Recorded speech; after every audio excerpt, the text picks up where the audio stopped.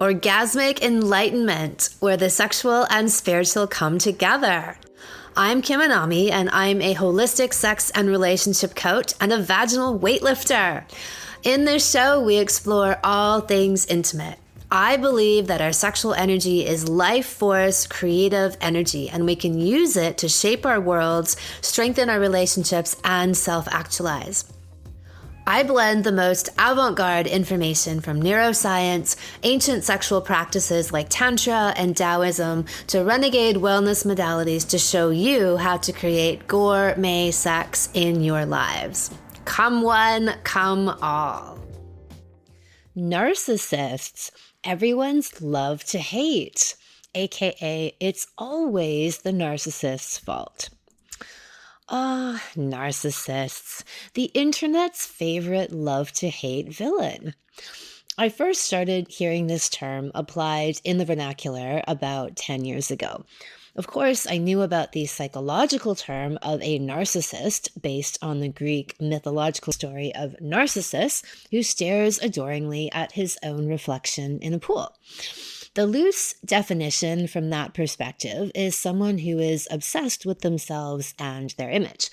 But over the past few years, this idea seems to have taken flight to include any person who is abusive and in any variety of ways.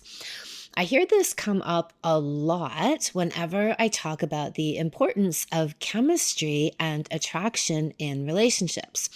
People are often quick to chime in and say how they had so much chemistry with their ex-partner and they turned out to be a narcissist. And therefore, chemistry bad. Chemistry can't be trusted. I'm going to put forward a potential controversial take here, what else is new, on the idea of narcissists and why people are so obsessed with them.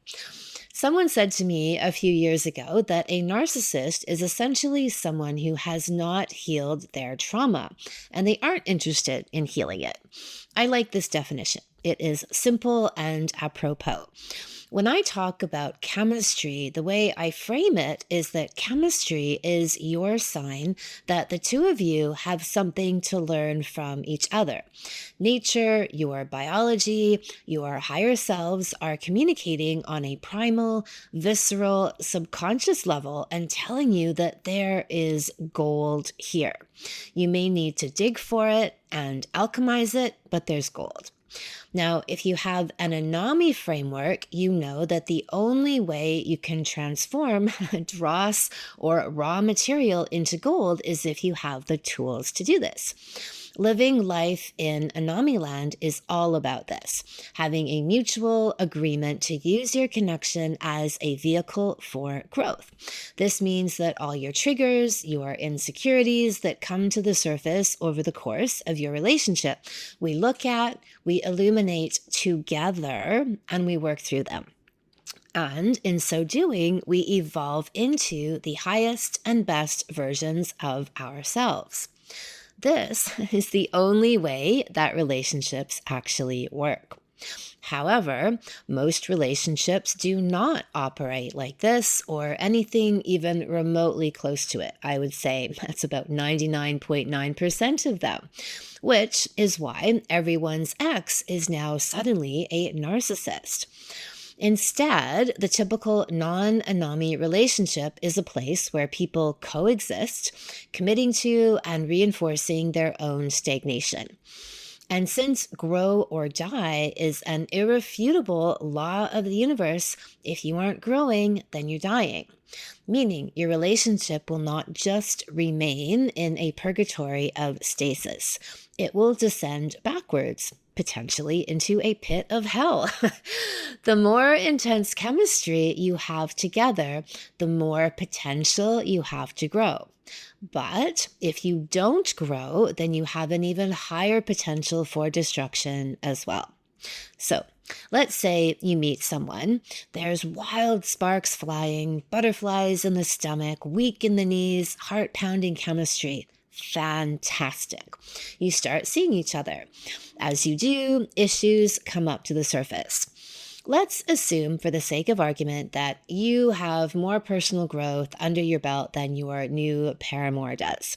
You try to have conversations about these issues and clear the space, but they refuse. They stonewall, they change the subject, they get impatient, they gaslight you. They basically do not want to deal at all with any of the obstacles that are coming up. Or if they do, it's in a pseudo fashion, eyes rolling, impatient, let's get this over with, I'm just humoring you to shut you up kind of energy. Not collaborative, not cooperative, but adversarial. So this pattern repeats a number of times. You come to some kind of impasse. They aren't willing to engage with you to resolve issues. They deflect, deny, and make excuses. Let's pause right here at this very important juncture, because I know that every single one of you has been here. This person, your would-be partner, is giving you very clear, unmistakable signs that they do not want to grow. They don't want to go too deep. Sometimes they will outright tell you this, clear as can be, or they'll just find creative ways to keep showing you. Now is your moment to get the fuck out, to cut your losses. And honestly, this is still early stages in a relationship. You are not going to be 5 years in when you start to realize this. It's more like 5 days or 5 weeks. And I would say it wouldn't even go as long as 5 months. You'll be seeing these signs loud and oh so clear very early on. And you have the opportunity to walk away while you're still. You might be attached, but not as attached as you'll be in 5 years. So if you do walk away, great, incredible for you. Within you is enough self-love and self-respect that you were able to say that you deserve better and you trusted you'd find it. So you walked away and you shut that door. Or you stayed. You stayed and you begged and you pleaded. You tried to change the mind and behavior of someone who it was clear to you from the beginning that they were not capable and or interested in a healthy, loving, productive, and healing relationship. You stayed anyway. Maybe you were lonely, you'd been single for a while, and you just wanted a place to rest. Though, ironically, rest and peace is the last thing you'll get in this situation. You will fry your motherfucking nervous system to shreds. You will spend months or years repairing the damage that was done by remaining somewhere that did not serve you. Maybe you just wanted to be able to say that you had a boyfriend or a girlfriend. Maybe you liked their lifestyle and the image of them and were so attached to that you couldn't really let reality interfere with your ideal vision. So you spent months or years or decades with someone in a situation that devalued you every day. Not only because of how they were to you, but because of how you were to you. Because you were shown the truth and you chose a path that chipped away at your essence every day. And then somehow, at some point, you managed to crawl away. Maybe on your hands and knees, clutching the last shreds of your self-esteem, you got out. And then you learned about the term narcissist. It described your situation perfectly. They were abusive, they didn't see you, they blamed you, they gaslit you. Check, check, check, check. And the chemistry, that goddamn chemistry just led you astray. As a friend of mine once said, narcissists give chemistry a bad name. Let's come back to that simple, broad definition of a narcissist, someone who doesn't want to grow or heal their trauma. You spent however much time in a situation with someone like this. The chemistry didn't lie. It didn't mislead you. There was a massive opportunity for growth there. But both people have to be 100% in, all in. In Anami land, we say the only acceptable answer to an invitation to grow is fuck yes. or fuck off. In this situation, you need to fuck off. Right the fuck out of there. You may have heard the old adage about the scorpion.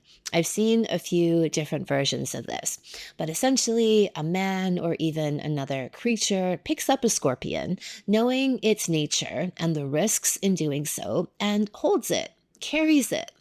The scorpion, of course, stings him. This is its nature. This is who it is. It's not going to change. But the person or creature in the story keeps picking it up. And they keep being stung. Someone asks, why do you do this? The answer is that this is the scorpion's nature. In fact, he doesn't even blame the scorpion. It is just doing its thing. So when people stay with someone who is committed to not growing and not healing, they are doing the equivalent of picking up the scorpion, holding it, petting it, trying to befriend it, when the scorpion's nature is to sting. Who is at fault here? Seeing people constantly putting all the blame onto their narcissist ex-partners strikes me as them being the red flag, meaning these people climbed into a nest of scorpions. They had the total idiocy and lack of self-awareness and what we might even call their own narcissistic tendencies to blame the scorpions for stinging them. The problem with blaming someone else, whether it's the narcissist or your parents or your trauma, is that you will never heal. You will never progress if the source of your pain and suffering is always outside of you. It wasn't you who chose badly, it was the narcissist. And look, there are situations in which we are maybe it's, let's say, harder to cast the blame on us. And I could go into a variety of philosophical and spiritual viewpoints on that, but we're going to keep this mainly here to this concept of the narcissist. In terms of the narcissist, I am 100% positive that the narcissist gave you plenty of warnings, and you ignored them all. I am 100% sure that your friends and family chimed in and also gave you plenty of warnings, and you ignored them all. The only way you will ever heal is if you take responsibility for your own choices. You, just you. Why did you stay with them? Again, chemistry might be what brought you together, but when things were made clear, why did you continue? This is the most important thing for you to figure out so that you can heal whatever that hole is in you that allowed this to happen, whatever crack or mutation that made it possible for you to believe over and over every day that living in a nest of scorpions and being perpetually stung by them would be just fine. When you do this, then you can attract and create something more whole because you will be more whole. What would happen if you actually were with someone who saw, loved, and adored you? Someone who truly met you? What part of you is hiding so that you actually will not be truly seen by someone? Because that's the part of you that chose and stayed with the so-called narcissist. Every time you continue to blame the narcissist, you delay your healing. And I'd say even compound your trauma. Because now, even your healing is in their hands. If you focus exclusively on you and what it is in your nature that kept you open to this scenario and kept you in this scenario, that is where you can find the power that you gave away. You can take it back and rebuild on top of it. I'm not saying that there wasn't abuse or bad behavior in your relationship, but again, if you know it's a pit of scorpions that was clearly labeled pit of dangerous scorpions, you elected to put yourself there. I'm going to come back again to this idea of chemistry. Stop fucking attacking and blaming chemistry as though it's some nefarious trickster who is out to get you, as though it's the narcissist's trap of choice. No. Just like I said before, it is a sign. It is a beacon that there is learning and growth here. But most people have no idea how to grow. They have zero tools to enter into a conscious partnership. And I would say if you've had issues with narcissists, this also includes you. Most people stumble and sting and traumatize themselves over and over again. In Anami Land, our raison d'etre is to bring conscious awareness into our relationships. We're armed with all the tools we need to be able to use our intimate connections as the deepest, most profound, and sacred containers for alchemical transformation. But this only happens when both people are all in and committed to the process. Fuck yes or fuck off. If you continually place yourself in situations where you feel like you are pulling teeth and trying to convince and persuade and coerce your partner to join you in growth, are you really a fuck yes? If you were, you would not be there. You would find someone else who is a full, uncompromised, fully surrendered into it fuck yes. And you would fuck yes yourselves into oblivion, self-realization, and ecstasy. You wouldn't waste time falling into the same, or no, not even falling, let's say jumping, diving into the same scorpion pit.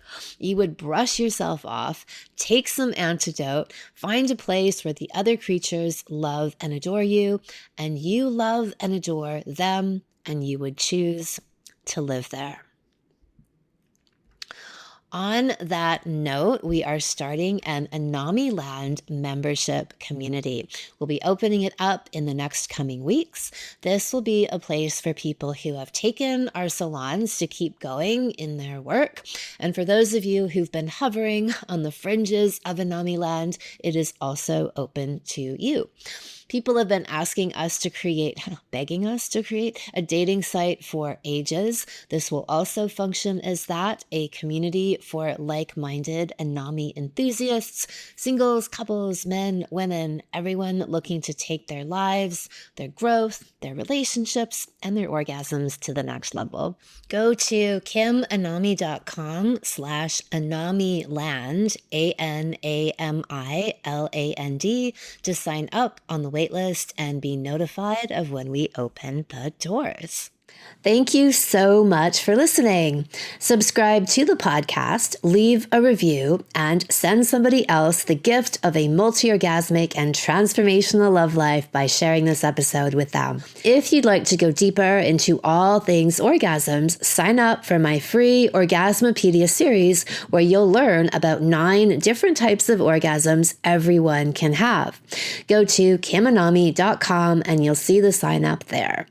Come one, come all.